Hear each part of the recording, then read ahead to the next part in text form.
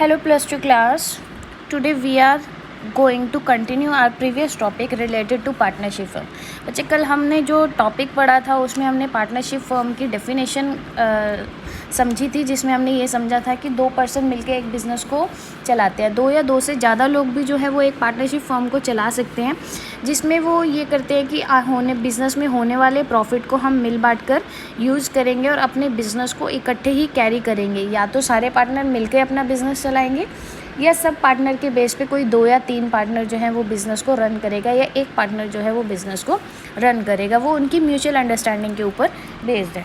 तो जो number of partners define किए गए थे, मिनिमम नंबर आपके पास 2 होने चाहिए और मैक्सिमम नंबर की जो रिक्वायरमेंट है पार्टनरशिप फर्म में दैट इज़ 50। और ये जो नंबर डिफ़ाइन किए गए हैं, ये नंबर डिफ़ाइन किए गए थे कंपनी एक्ट 2013, जिसको हम अपने प्रीवियस टॉपिक में स्टडी कर आए हैं। लेकिन पार्टनरशिप फर्म की जो डेफिनेशन दी गई थी वो पार्टनरशिप एक्ट 1932 के द्वारा दी गई थी। इस सारी डिटेल को हम बहुत ही अच्छे से प्रीवियस टॉपिक में पढ़कर आए हैं।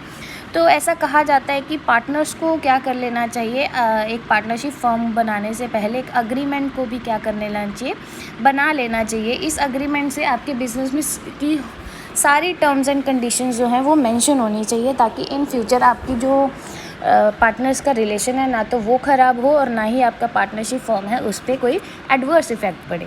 तो सपोज़ कीजिए कि जैसे आपका ए और बी पार्टनर था, इन्होंने क्या किया, एक अग्रीमेंट बनाया, जिस अग्रीमेंट के अंदर उन्होंने क्या की, टर्म्स एंड कंडीशंस जो थी पार्टनरशिप फर्म्स के लिए मेंशन की। अब कौन सी टर्म्स एंड कंडीशंस जो हैं वो होनी चाहिए एक पार्टनरशिप फर्म के अंदर, तो सबसे पहले जो टर्म हमारी रहेगी दैट इज़ प्रॉफिट शेयर।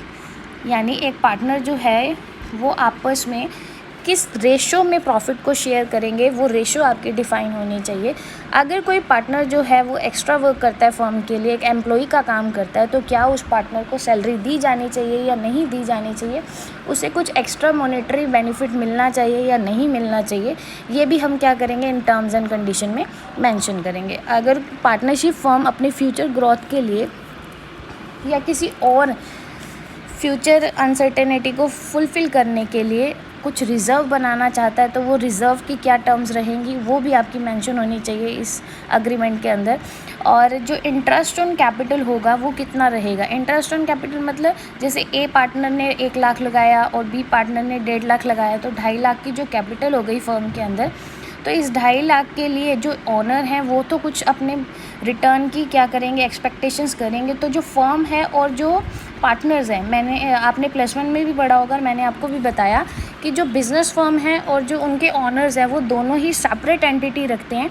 तो इसीलिए जो पार्टनर्स हैं ये भी एक्सपेक्ट करेंगे कि उन्होंने जो पैसा बिज़नेस के अंदर लगाया है तो उस पैसे से उनको क्या रिटर्न होगी, उनको क्या बेनिफिट होगा। इसलिए फर्म क्या करती है, उस कैपिटल के ऊपर इंटरेस्ट प्रोवाइड करती है। तो अग्रीमेंट के अंदर ये भी मेंशन होना चाहिए कि किस रेट पे आप इंटरेस्ट ऑन कैपिटल जो है वो पार्टनर्स को देंगे।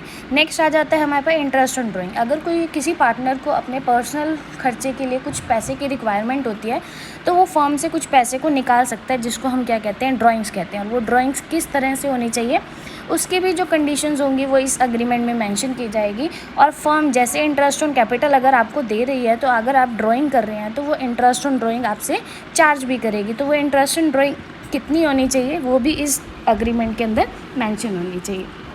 और साथ ही साथ इस अग्रीमेंट के अंदर और भी ये सब कुछ मेंशन होना चाहिए कि क्या वर्क करना चाहिए, कैसे वर्क करना चाहिए, किसकी कितनी रिस्पॉन्सिबिलिटी रहेगी, कैसे सब कुछ होना चाहिए।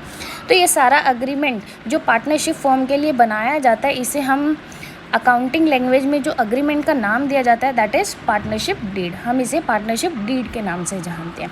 तो अगर ये पार्टनरशिप फर्म जो है पार्टनरशिप डीड बना लेती है, ये कोई ज़रूरी नहीं है, ये रिटन और वर्बल दोनों फॉर्म में होते हैं, लेकिन ये कंपलसरी नहीं होता बनाना। अगर बना लेती है तो फ्यूचर की कन्फ्लिक्ट से जो पार्टनरशिप फर्म्स या पार्टनर्स हैं वो अफेक्ट होने से बच सकते हैं। इसलिए कहा जाता है कि पार्टनरशिप डीड को या अग्रीमेंट को बना लेना चाहिए।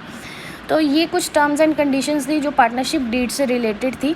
अगर कोई पार्टनरशिप फर्म जो है पार्टनरशिप डीड नहीं बनाती तो उस केस में उनका जो सिस्टम रहेगा वो कैसा रहेगा। तो जैसे हमने प्रॉफिट शेयर की बात करी, तो अगर कोई भी फर्म जो है वो प्रॉफिट शेयर नहीं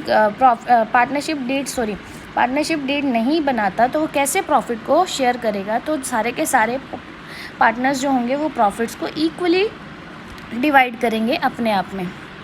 और कोई भी पार्टनर अगर कोई एक्स्ट्रा वर्क कर रहा है, एज ए एम्प्लॉय वर्क कर रहा है पार्टनरशिप फर्म के लिए, तो अगर आपकी पार्टनरशिप डीड नहीं बनी हुई तो उस केस में उस पार्टनर को कोई भी सैलरी नहीं मिलेगी, और ना ही पार्टनर्स को उनकी कैपिटल के ऊपर इंटरेस्ट मिलेगा अगर पार्टनरशिप डीड नहीं बनी हुई तो।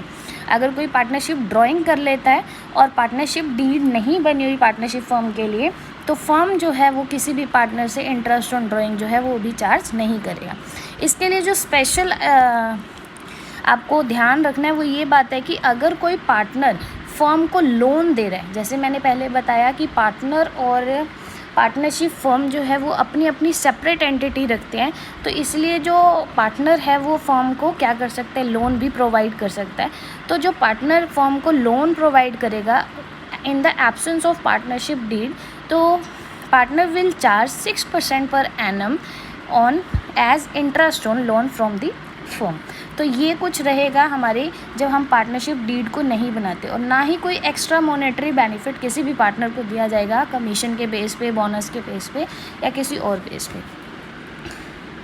तो यही कुछ एग्रीमेंट्स की टर्म्स एंड कंडीशंस थी, और हमने ये भी पढ़ा कि कैसे अगर पार्टनरशिप डीड को नहीं बनाया जा रहा तो फर्म को कैसे चलाया जाएगा, और क्या उसके लिए जो पार्टनरशिप एक्ट 1932 ने डिफ़ाइन किया हुआ है क्या थी।